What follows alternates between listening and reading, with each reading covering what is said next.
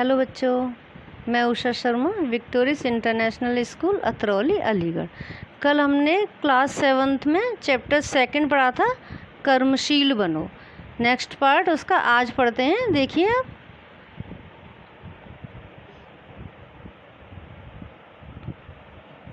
देखिए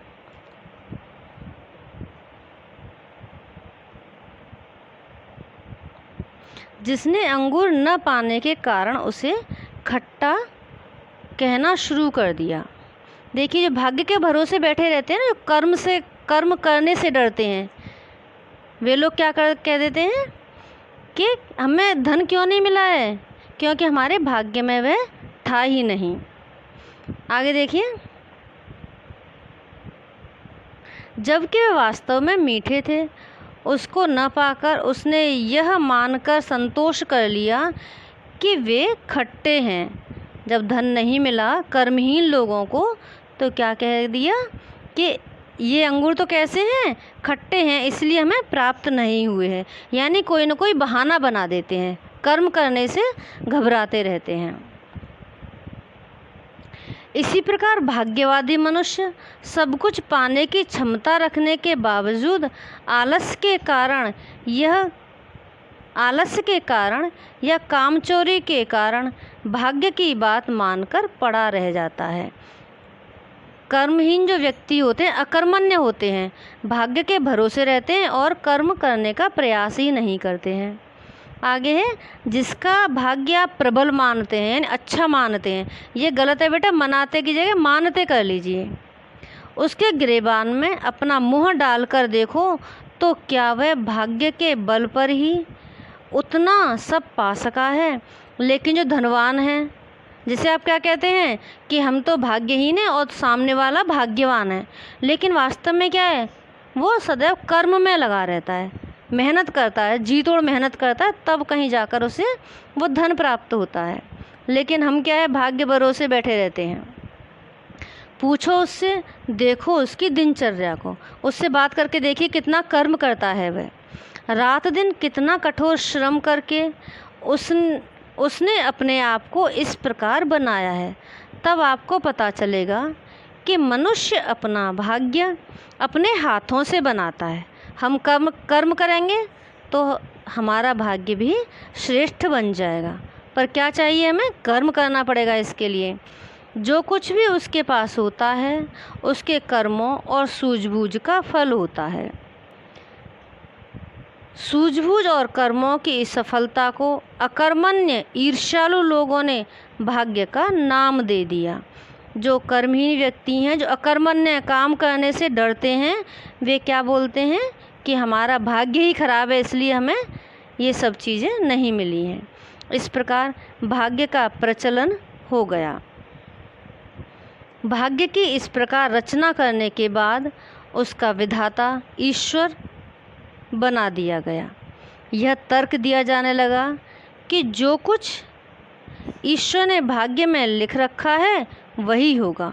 क्या सोच लेते हैं, क्योंकि हम तो क्या है, आलसी जीव हैं, इसलिए क्या सोचते हैं हमारे भाग्य में ही नहीं है, ईश्वर ने हमारे भाग्य में लिखा ही नहीं है।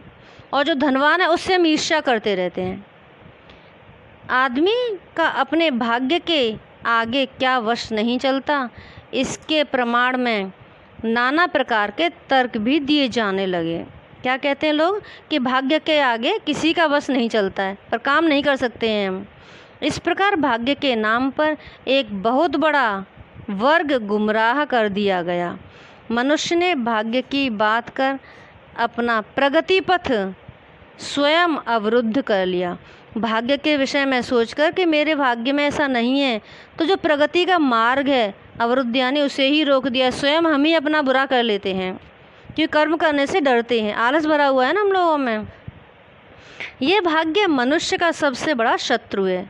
जब हम सोच लेते हैं भाग्य के विषय में, तो वही क्या बन जाता है, हमारा सबसे बड़ा दुश्मन बन जाता है, क्योंकि हम काम करना ही नहीं चाहते फिर आगे। भाग्य मनुष्य को कुछ नहीं करने देता है, वह उसे अकर्मण्य बना देता है, यानी आलसी बना देता है, काम करने की इच्छा ही समाप्त कर देता है। किसी कार्य में हाथ डालने पर असफलता के कारण वह इस बात को मान लेता है कि भाग्य साथ नहीं दे रहा है। जब हम कोई काम शुरू भी करते हैं और नहीं सफल होते तो क्या सोच लेते हैं, एक बार में ही पीछे हट जाते हैं कि भाग्य ने साथ नहीं दिया। फिर उस काम में हाथ नहीं डालते, वह काम भी छोड़ देता है।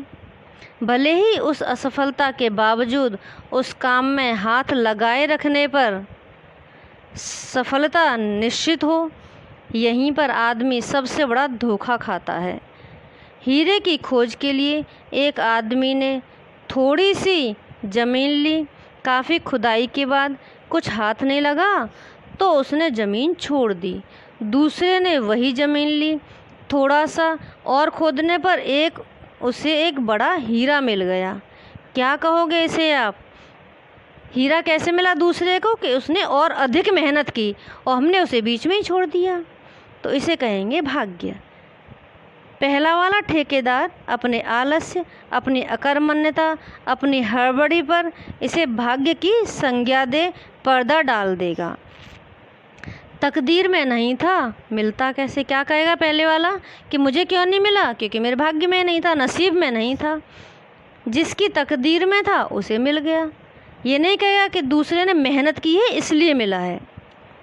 इस प्रकार की धारणाएं केवल निर्बल मन और श्रम तथा संकल्प से डरने वाले लोग किया करते हैं। जो अकर्मण्य होते हैं वे ही ऐसे काम करते हैं, कर्म करने से घबराते हैं। भाग्य वास्तव में एक धोखा और अपनी असफलता पर पर्दा डालने का एक बहाना मात्र है। अतएव भाग्य की बात पर विश्वास करने की सलाह मैं कभी नहीं दे सकता। क्या कह रहे हैं लेखक कि भाग्य पर विश्वास, अपना कर्म करिए, भाग्य पर विश्वास मत करिए, क्योंकि भाग्य तो हम स्वयं बनाते हैं।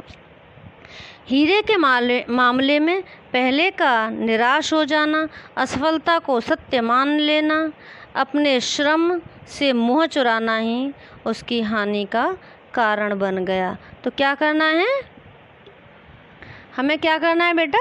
सदैव कर्म करना है।